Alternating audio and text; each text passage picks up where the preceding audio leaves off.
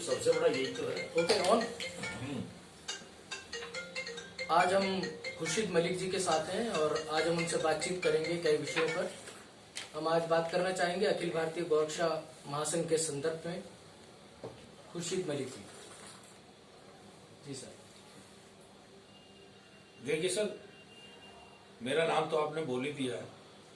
मैं अखिल भारतीय गौरक्षा महासंघ का उत्तर प्रदेश महामंत्री हूँ और लगभग इस संगठन से मुझे 3-4 साल हो गए जुड़े हुए। हमारे राष्ट्रीय अध्यक्ष कलीम भारतीय जी बड़े जोरों शोरों से काम कर रहे हैं। हमने हमारी राष्ट्रीय कार्यकारिणी और प्रदेश कार्यकारिणी ने एक योजना बनाई है कि जो गौ माताएं सड़कों पे फिरती है और जो गांव में घूमती हैं, हम छोटे स्तर पे उनकी गौशाला बनाए गांव गांव में। और गौशाला के लिए हमने पूरा जोर लगाया हुआ है और हम बना भी रहे हैं कि वो सड़कों पे ना घूमे, उनकी बेअदबी ना हो, कोई ऐसी नहीं। कुछ लोग हमें पूछते हैं कि आपने गांव के लिए तो गौशाला खोल दी, आप बैल को क्या करोगे? हमने कहा भाई बैल के लिए हम जो है अपने किसानों को उत्साहित कर रहे हैं और उनको हमारा संगठन सम्मानित करता है। और हम कहते हैं ठीक है, आपके यहाँ ट्रैक्टर आ गया, आप ट्रैक्टर आ जाए, आप ट्रैक्टर से खेती करिए, लेकिन साथ में बैल से भी आप खेती करिए और आपको पता लग जाएगा कि बैल की खेती में और ट्रैक्टर की खेती में कितना अंतर है। क्योंकि बैल की खेती में वरिष्ठ खेती होती है, तो हम उनको उत्साहित कर रहे हैं। कुछ किसान हमारे साथ आए हैं और वो काम कर रहे हैं, वो ट्रैक्टर की बजाय बैलों को लगा रहे हैं। कुछ लोग हमें ये कहते हैं जी आपको क्या लाभ है? हमने कहा भाई लाभ ये है कि गौ माता है, दो ही माता होती है, एक पालने वाली, एक जनने वाली। ये हमारी गौ माता जो है ये पालने वाली है। हमारे हजूर सल्लल्लाहु अलैहि वसल्लम ने भी ये फरमाया है कि गौ का दूध गीजा है, यानी कि बादाम, पिस्ता, काजू जैसी ताकत है। और डॉक्टर भी बताते हैं कि गाय का दूध पिलाओ जब माँ के दूध नहीं आता। दूसरा, गौ का गोश्त हराम है, वो नहीं खा सकते।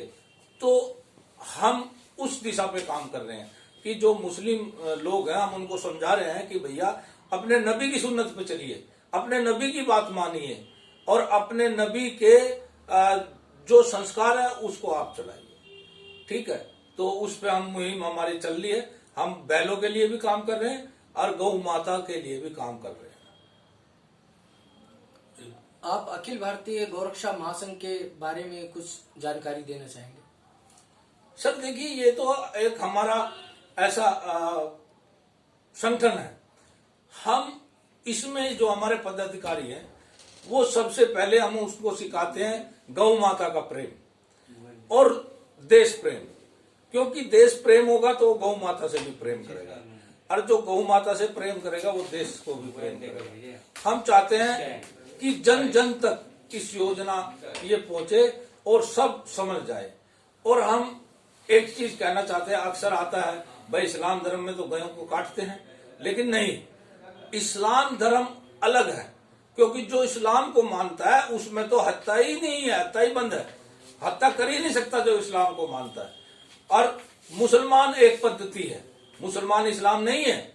इस्लाम इस्लाम है, मुसलमान मुसलमान है। जो इस्लाम को मानता है, जो इस्लाम पे चलता है, जो सुन्नत रसूल मानता है, वो कभी किसी को दुख नहीं पहुंचा सकता, कभी किसी को कष्ट नहीं पहुंचा सकता, कभी किसी की हत्या नहीं कर सकता, पशु और पक्षी की भी वो हत्या नहीं कर सकता, उसकी सुरक्षा करता है। दूसरी चीज, हमारा संगठन ये सारी चीजें मुसलमानों को भी समझाता है और बहुत ज्यादा लोग हमारे संगठन से मुस्लिम भी जुड़े हैं, वो जो है सारे इस चीज को फॉलो करते हैं। और हमारा ये 17-18 स्टेटों में संगठन फिलहाल काम कर रहा है और बड़ी जोरों शोरों से काम कर रहा है। पंजाब में काम कर रहा है, हरियाणा में काम कर रहा है, उत्तर प्रदेश में काम कर रहा है, महाराष्ट्र में काम कर रहा है, तमिलनाडु में काम कर रहा है, आसाम में काम कर रहा है। तो दीमापुर, जोरहाट, सब जगह हमारा संगठन काम कर रहा है अलग अलग। तो हम चाहते हैं कि गौ को जो है गौ माता घोषित किया जाए और इस पे सख्त से सख्त कानून बनाया जाए और इसमें कानून उन पे भी बने। जो हमारी गौ माता बूढ़ी हो जाती है तो उनको वो लोग बेचते हैं। जब वे जवान रहती है तो उनका दूध आप भी पीते हैं, बच्चों को पिलाते हैं और बेचते भी हैं।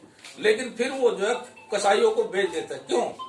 जो सजा कसाईयों को गौ माता काटने के लिए मिलती है, वही सजा बेचने वाले को, पालक को भी मिलनी चाहिए। ये हमारी मांग है। जब वो बेचेंगे नहीं तो कैसे? अगर हमारी माँ बूढ़ी होगी तो हम उसको बाहर थोड़ी फेंक देंगे। तो हम चाहते हैं ये मुहिम जो है गांव गांव में चले और सब गौ माता की जो है सुरक्षा और रक्षा करें और जो है उनको पाले और गांव में ही एक छोटा सी वो बनाए और गौशाला खोले और हम लोग सब उसके साथ हैं और खड़े हैं तन मन धन से। और दूसरी चीज, हम एक चीज को और कहते हैं कि इस्लाम बहुत बड़ी चीज है। इस्लाम के मानने वाले कभी सनातन धर्म की बुराई नहीं कर सकते, क्योंकि सबसे पहले सनातन धर्म हुआ, उसके बाद ईसाई धर्म हुआ, उसके बाद इस्लाम धर्म हुआ और उसके बाद सिख धर्म हुआ। मैं पूछना चाहता हूं उन लोगों को जो दंगा करते हैं गौ माता के नाम पे और गौ माता की वो बना के वो लफड़े करते हैं, अरे भैया तुम्हें तो ये भी नहीं पता है कि तुम्हारे प्राण कितने हैं। मैं बताता हूं, 6 वेद, 4 शास्त्र, 18 प्राण और 1 मनुस्मृति और 4 वर्ण और 108 नीतियां। आप कभी जानते हैं? देखिए, रघुकुल खानदान हुआ, ये कहा रघुकुल रीत सदा चली आई, प्राण जाए ना बचन ना जाए।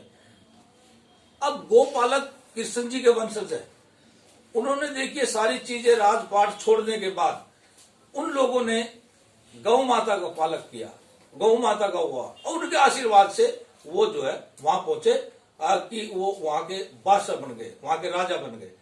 गौ माता में 33 करोड़ देवी देवता हैं, वो मानना चाहिए और कोई भी मुसलमान इसकी हत्या ना करे ना काटे। और अगर कोई ऐसा करता है तो हम माननीय मुख्यमंत्री जी योगी आदित्यनाथ उत्तर प्रदेश से मांग करते हैं कि इसमें सख्त से सख्त कानून बनाएं और माननीय प्रधानमंत्री जी आज हमारे राष्ट्रीय अध्यक्ष जो है कलीम भारती जी ने ज्ञापन दिया कि इसमें सख्त से सख्त कानून बनाए जिसकी रक्षा और सुरक्षा दोनों हो सके। बहुत बहुत धन्यवाद। अभी आप सुन रहे थे मलिक साहब को और खुर्शीद मलिक साहब को। मैं news reporter Bharat times news की तरफ से, मेरे साथ कैमरामैन मोहित गौतम। धन्यवाद।